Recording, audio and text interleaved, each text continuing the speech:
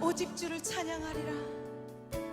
나 오직 주를 찬양하리라. 나 오직 주를 나 오직 주를 찬양하리라.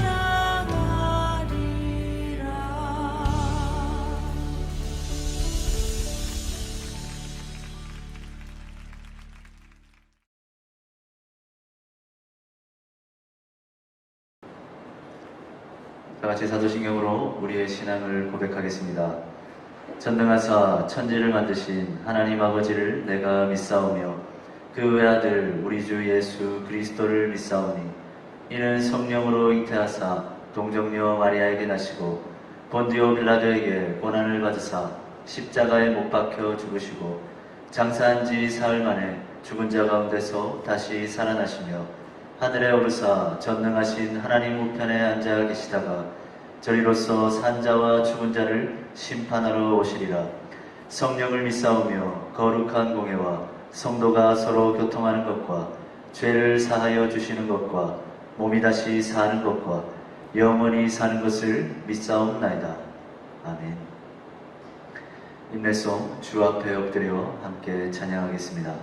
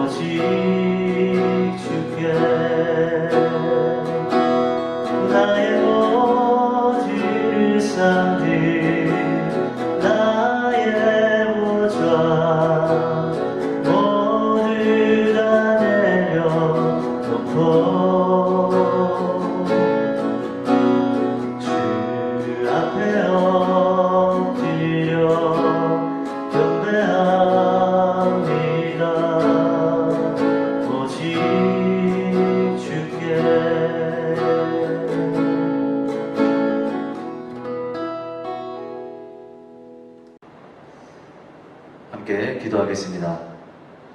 사랑해 주님, 참으로 감사드립니다. 오늘도 저희들 각자의 자리에서 주님의 날에 주님을 예배하기 위해 주님 앞에 나아갑니다. 주님, 저희들의 마음을 주장하여 주시고 오늘도 하나님의 신령한 은혜가 우리의 심령 가운데 충만할 수 있도록 주님 은혜로 역사하여 주시옵소서. 주님의 말씀을 함께 나누고자 합니다.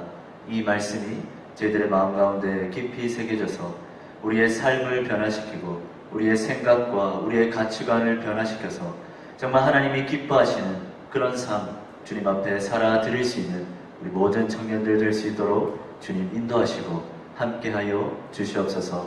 날마다 동행하여 주시고 날마다 지켜 보호하여 주셔서 세상의 모든 풍파 가운데서도 넉넉히 이기는 저희들의 삶이 될 수 있도록 주님 복 주시고 힘을 더하여 주시옵소서. 함께 하실 주님을 기대합니다. 감사드리며 예수님 이름으로 기도드립니다. 아멘.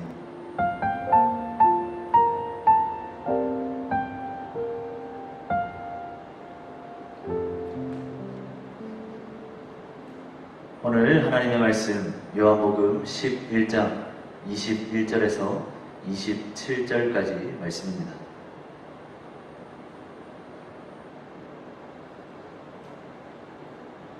요한복음 11장 21절에서 27절까지 말씀 제가 봉독하도록 하겠습니다.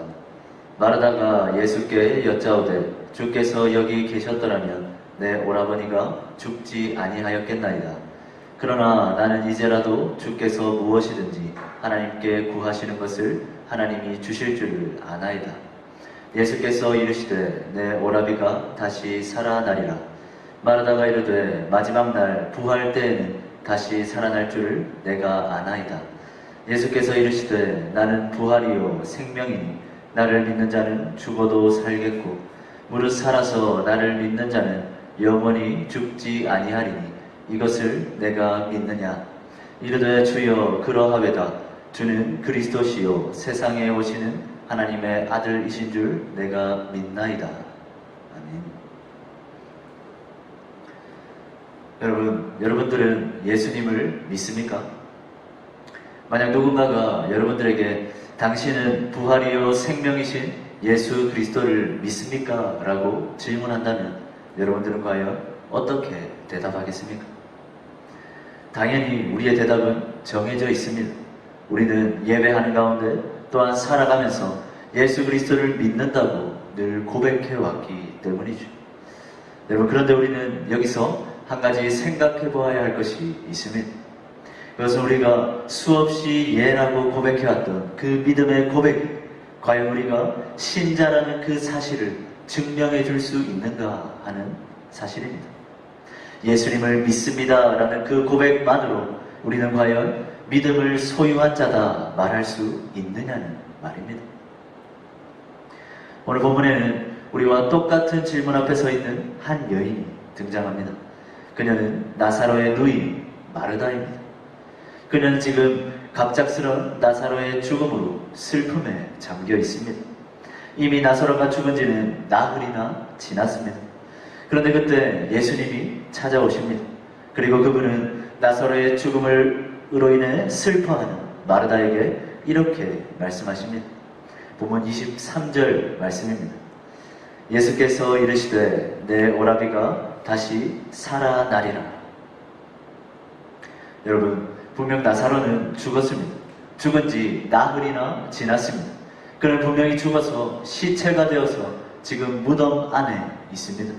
그런데 그가 어떻게 다시 살아날 수가 있습니까? 죽은 사람이 다시 살아난다는 것 있을 수 없는 일이죠. 불가능한 일입니다. 그러나 예수님은 마르다에게 그녀의 오라비가 다시 살아날 것임을 말씀하고 계십니다. 자신이 직접 죽은 그 나사로를 살리시겠다고 확실하게 선언하고 계시는 겁니다. 사랑하는 청년 여러분, 예수님의 이 말씀은 우리의 생각으로는 도저히 믿어지지 않는 이야기입니다. 하지만 이 믿기지 않는 이 말씀을 예수님이 하셨다는 것이 중요합니다. 나사로를 살리시겠다고 선언하신 예수님은 이어서 자신이 어떤 존재인지 분명하게 가르쳐 주십니다. 본문 25절과 26절 말씀을 보겠습니다. 예수께서 이르시되 나는 부활이요 생명이니 나를 믿는 자는 죽어도 살겠고 무릇 살아서 나를 믿는 자는 영원히 죽지 아니하리니 이것을 내가 믿느냐. 여러분, 예수님은 나사로를 살리시겠다는 그 말을 듣고 벙쪄 있는 마르다를 향해서 나는 부활이요 생명이다 라고 말씀하십니다. 나를 믿는 자는 죽어도 살고 살아서 믿는 자는 영원히 죽지 않는다 말씀하십니다. 여러분, 이 말씀이 무엇을 의미합니까? 모든 생명을 주관하시는 분, 죽음을 이기시는 분, 바로 그분이 예수님이라는 말씀입니다. 예수님은 지금 마르다를 향해서 자신이 누구인지를 분명하게 가르쳐 주십니다. 자신이 죽은 나사로를 살릴 만한, 그녀가 처한 삶의 모든 문제를 덮고도 남을 특별한 존재임 분명하게 나타내 보여주시는 겁니다. 예수님께서 마르다에게 나사로가 다시 살아날 것임을 말씀하셨습니다. 자신이 그 일을 충분히 행할 수 있는 존재임을 선포하셨습니다. 자, 이제 예수님은 마르다에게 이렇게 물으십니다. 이것을 내가 믿느냐? 여러분, 예수님께서 마르다의 믿음을 물으십니다. 과연 이 질문 앞에 마르다는 어떻게 대답할까요? 믿기만 하면, 부활이요 생명이신 그분을 믿기만 하면 죽어도 살 수 있습니다. 살아서 믿는다면 영원히 죽지 않습니다. 죽음은 그분 앞에서 아무런 힘도 발휘하지 못합니다. 자, 과연 그녀는 무엇이라 대답했겠습니까? 다행히 그녀는 예수님 앞에서 아주 멋지게 대답합니다. 본문 27절 말씀입니다. 이르되 주여 그러하외다. 주는 그리스도시요 세상에 오시는 하나님의 아들이신 줄 내가 믿나이다. 여러분 어떻습니까? 예수님을 향한 그녀의 고백, 흠잡을 것 없는 완벽한 고백이죠. 그녀는 주님이 그리스도시며 하나님의 아들이심을 믿는다고 분명하게 고백합니다. 자신의 눈앞에 있는 그분이 자신의 오라버니를 다시 살리실 수 있는 충분히 그럴 능력을 가지신 그런 분이라는 사실을 자신의 입술로 시인하고 인정하고 있는 것입니다. 여러분 어떻습니까? 이것을 내가 믿느냐라는 이 예수님의 질문에 마르다는 믿습니다 라고 고백했습니다. 그것도 아주 그럴듯한 믿음의 고백으로 답변했습니다. 그는 눈앞에 계신 주님이 그리스도시고 하나님의 아들이 되심을 믿는다고 똑똑히 고백했습니다. 여러분 그렇다면 묻습니다. 과연 이 마르다의 믿음이 온전한 믿음이 맞을까요? 그는 진정 예수님을 믿는 참된 믿음을 소유한 걸까요? 믿는다고 고백했으니까, 예수님 앞에서 자신의 믿음을 입술로 고백했으니까 그것으로 그녀의 믿음은, 그녀는 과연 예수님의 믿음, 예수님을 믿는 믿음을 소유한 자가 맞는 겁니까? 여러분 분명 그녀의 신앙 고백에는 전혀 문제가 없습니다. 그녀의 고백은 완벽했습니다. 그런데 문제는 그녀가 고백한 그 믿음의 고백이 아니라 그 믿음을 사용해야 할 그녀의 삶의 현장에서 여실히 드러났습니다. 오늘 함께 읽은 본문과 이어지는 39절의 말씀을 한번 보겠습니다. 39절의 말씀을 보면 마르다의 이 믿음의 고백이 그저 고백으로 끝나버렸음을 알 수 있습니다. 본문 38절과 39절의 말씀입니다. 이에 예수께서 다시 속으로 비통히 여기시며 무덤에 가시니 무덤이 굴이라 돌로 막았거늘 예수께서 이르시되 돌을 옮겨 놓으라 하시니 그 죽은 자의 누이 마르다가 이르되 주여 죽은 지가 나흘이 되었음에 벌써 냄새가 나나이다. 여러분 분명 예수님께서는 나사로를 다시 살리실 것이라 말씀하셨습니다. 자신이 그 일을 충분히 행하실 수 있는 부활이요 생명의 주다 말씀하셨습니다. 이제 그분은 그 말씀대로 행하려고 하십니다. 그분은 나사로의 죽음을 슬퍼하시며 그의 무덤 앞에 다가가서 이렇게 외칩니다. 무덤 입구에 돌을 옮겨 놓으라 말씀하시죠. 여러분 무덤에 돌을 왜 옮겨 놓아야 합니까? 무덤 안에 있는 나사로가 다시 살아날 것이기 때문입니다. 무거운 돌이 그 입구를 막고 있으면 다시 살아난 나사로가 밖으로 나올 수 없습니다. 그래서 주님은 돌을 옮겨 놓으라고 명령하시는 겁니다. 여러분 그런데 돌을 옮기라는 그 주님의 명령을 들은 마르다의 반응은 어떻습니까? 그녀는 당황하면서 이렇게 말합니다. 주님 돌을 왜 옮깁니까? 무덤에는 죽은 지 나흘이 되어서 썩는 냄새가 진동하는 시체밖에 없습니다. 그녀는 말하고 있습니다. 여러분들의 이 말이 어떻게 들립니까? 사실 그녀는 지금 굉장히 상식적인 이야기를 하고 있습니다. 무덤에는 당연히 시체가 있습니다. 죽은 지 나흘이 되어서 썩은 냄새가 나는 시체입니다. 무덤 입구에 돌을 옮기면 그 냄새는 더욱더 진동하겠죠. 여러분 그런데 이 마르다는 이렇게 말해서는 안 됩니다. 다른 사람은 다 그렇게 말해도 적어도 마르다는 그렇게 말해서는 안 되는 거였습니다. 왜입니까? 그녀는 믿는다고 고백했기 때문입니다. 여러분 마르다는 분명 예수님이 어떤 분이신지 알게 되었습니다. 그래서 예수님 앞에서 멋지게 고백했습니다. 부활이요 생명이신 주님을 내가 믿는다 라고 그렇게 고백했습니다. 그분이 죽은 자신의 오라비를 다시 살려주실 수 있는 하나님의 아들이심을 그녀는 분명 믿음으로 고백했습니다. 그런데 지금 본문에 나타난 그녀의 모습은 어떻습니까? 정말 믿음이 필요한 그 순간 그녀는 믿음을 사용하지 못합니다.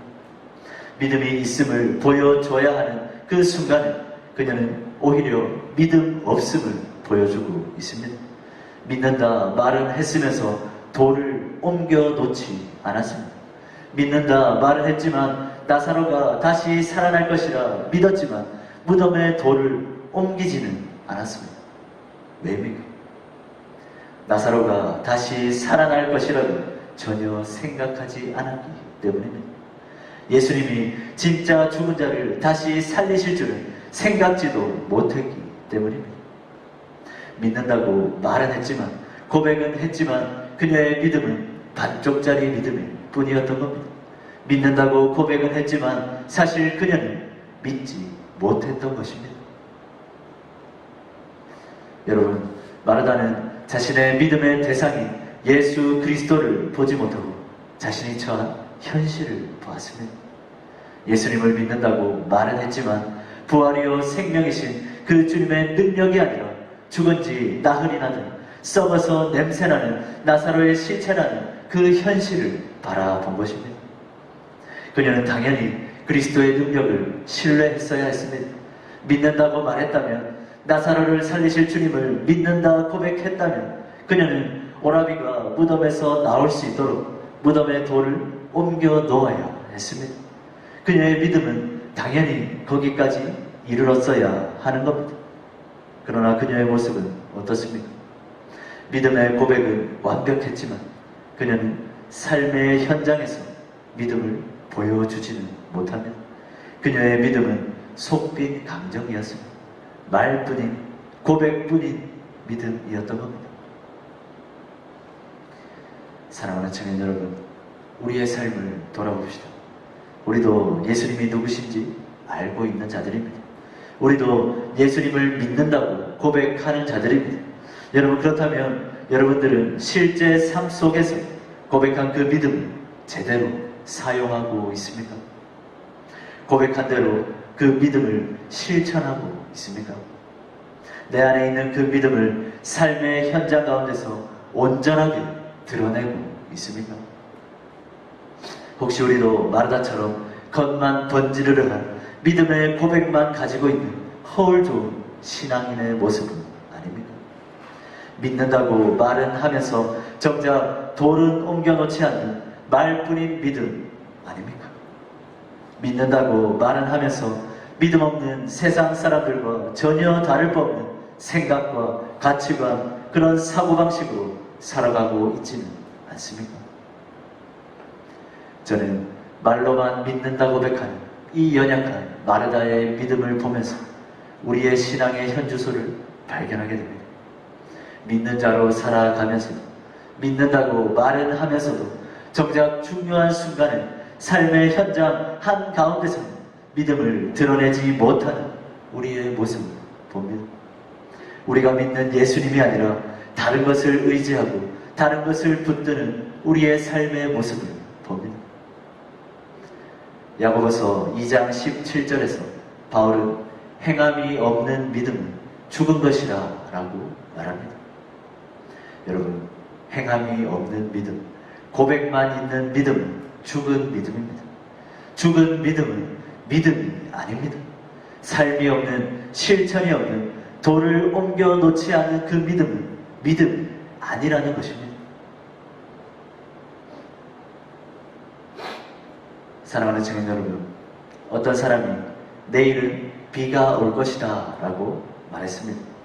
그런데 그 사람은 비가 올 거라고 말은 해놓고 우산을 챙겨가지는 않았습니다. 여러분, 그렇다면 과연 그 사람은 비가 올 것을 믿은 걸까요? 믿지 않은 걸까요? 비가 올 것이라는 그 믿음과 확신이 있었다면 당연히 그 사람은 우산을 챙겨서 나가지 않았을 거예요. 여러분, 믿는다고 말하는 것, 예배 가운데 찬양하는 가운데 하나님께 믿음을 고백하는 것 중요합니다. 하지만 그것만으로 믿는다고 말할 수는 없습니다. 참된 믿음은 우리의 삶의 현장에서 드러납니다. 참된 믿음은 학교와 직장, 가정에서 삶으로, 행함으로, 실천으로 보여져야 하는 겁니다. 믿는다 고백했다면 다시 살아날 것이라 믿는다면 실제로 삶에서 돌을 옮겨놓는 모습이 반드시 보여야 한다는 것입니다. 여러분, 우리에게 필요한 믿음은, 우리를 구원에 이르게 하는 참된 믿음은 말뿐인 믿음이 아니라 돌을 옮겨놓는 믿음입니다. 말로만 믿는다 고백하는 그 믿음이 아니라 삶으로 고백하고 표현해내는 그 믿음만이 진정한 믿음인 것입니다. 이제 말씀을 맺겠습니다. 제가 처음 여러분들에게 드렸던 질문을 다시 한번 던져봅니다. 여러분들은 예수님을 믿습니까? 사랑하는 청년 여러분, 우리는 이 질문에 똑같이 예라고 대답할 겁니다. 하지만 이 고백은 이제 우리의 생각과 행동과 삶의 변화까지 나아가야 합니다. 저는 사랑하는 우리 모든 청년들이 믿는다고 말만 하는 자들이 아니라 각자의 삶의 현장 속에서 그 믿음의 고백을 아름답게 표현하고 실천하고 보여주는 자들이 되기를 간절히 원합니다. 새롭게 시작되는 한 주, 나의 믿음을 점검해 보시고 고백에 머무르는 믿음이 아니라 내게 주어진 모든 삶의 현장으로 뻗쳐나가는 참된 믿음을 소유한 자로 살아가는 저와 여러분들 될 수 있기를 주님의 이름으로 간절히 축원합니다. 함께 기도하겠습니다. 사랑의 주님, 저희들 믿는다고 고백은 수도 없이 합니다. 그러나 정작 삶의 현장 속에서 그 믿음을 보이지는 못합니다. 마르다처럼 나사로가 살아날 것을 믿는다 고백했지만, 부활이요 생명이신 그 주님을 믿는다 고백했지만 정작 무덤의 돌을 옮겨 놓으려 하지 않았던 그 마르다의 반쪽짜리 믿음처럼 우리의 삶 속에서의 믿음의 모습은 그런 모습은 아니었습니까? 사랑의 주님, 이제는 우리가 참된 믿음으로 나아가기를 원합니다. 말만 고백하는 것이 아니라 삶으로 표현해내는, 삶으로 보여주는 믿음이 되기를 원합니다. 오직 그 믿음만이 참된 믿음이며 오직 그 믿음만이 구원에 이르는 믿음임을 이 시간 고백합니다. 주님, 저희들 살아가는 모든 순간 참된 믿음으로 삶 속에서 돌을 옮겨놓기까지 하는 그 참된 믿음이 우리의 삶에서 온전하게 드러날 수 있도록 주님, 우리의 믿음을 주관하여 주시고 붙들어 주시옵소서. 함께 하실 주님을 기대합니다. 새로운 한 주도 그 믿음으로, 참된 믿음으로 살아갈 수 있도록 주님 인도하여 주시옵소서. 예수 그리스도의 이름으로 기도드립니다. 아멘. 지금은 우리 주 예수 그리스도의 은혜와 하나님의 사랑과 성령의 교통하심, 반쪽짜리 믿음, 고백만 하는 믿음, 말만 하는 믿음이 아니라 삶 속에서 그 믿음을 온전하게 드러내는, 돌을 옮겨놓기까지 하는 그 참된 믿음으로 살아가고자 결단하고 다짐하는 사랑하는 우리 모든 주의 청년들 위해, 그리고 그들이 살아갈 녹록치 않은 삶의 모든 현장 위에 이제로부터 영원까지 항상 함께 있을지어다. 아멘.